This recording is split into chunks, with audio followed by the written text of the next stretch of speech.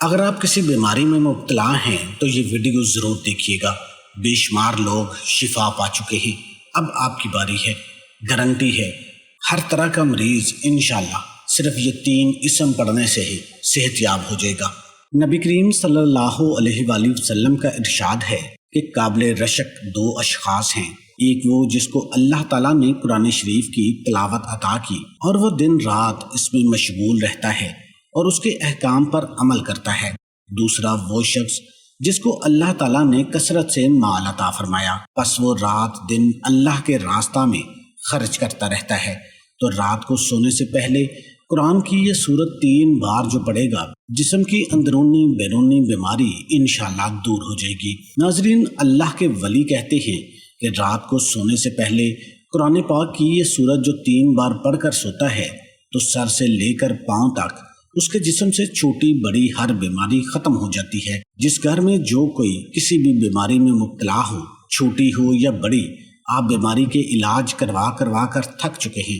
اور وہ بیماری ختم ہونے کا نام نہیں لے رہی، تو جب آپ نے رات کو سونا ہے تو آپ نے یہ سورہ مبارکہ صرف 3 بار پڑھ لینی ہے۔ اگر آپ خود بیمار ہیں تو آپ خود اس سورت کو رات کو پڑھ کر سوئیں، اگر آپ بیمار نہیں ہیں تو پھر بھی اس سورت کو پڑھنے کا معمول بنا لیں، انشاءاللہ ہمیشہ صحت مند رہیں گے، بیماری آپ کے قریب نہیں آئے گی۔ نبی پاک صلی اللہ علیہ وآلہ وسلم جب بھی رات کو بستر پر لیٹتے تو یہ 3 سورہ مبارکہ پڑھتے، سورہ فلق، سورہ ناس اور سورہ اخلاص۔ اس کا طریقہ کار آپ ذرا اچھے طریقے سے سمجھ لیں۔ آپ نے سب سے پہلے اپنی بیماری کا تصور کرنا ہے اور اعوذ باللہ من الشیطان الرجیم اور بسم اللہ الرحمن الرحیم پڑھ کر آپ نے وظیفے کا آغاز کر لینا ہے، اور اس کے بعد آپ نے نبی پاک صلی اللہ علیہ وآلہ وسلم کی ذات اقدس پر 3، 7 یا 11 مرتبہ درود شریف پڑھ لینا ہے۔ کوئی سا بھی درود شریف پڑھ سکتے ہیں، لیکن اگر درود ابراہیمی پڑھیں گے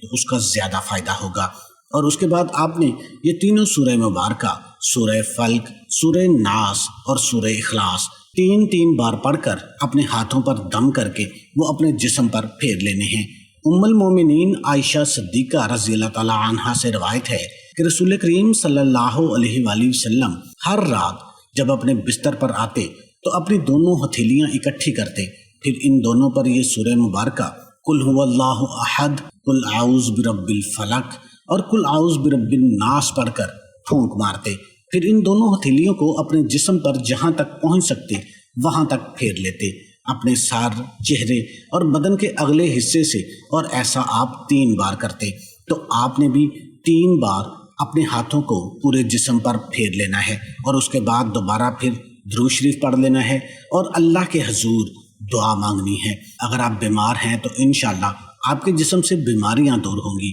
اگر آپ صحت مند ہیں تو انشاءاللہ ہمیشہ صحت مند رہیں گے۔ تمام دوستوں سے گزارش ہے کہ اللہ کے 99 ناموں میں سے ایک نام کمنٹ میں لازمی ٹائپ کریں۔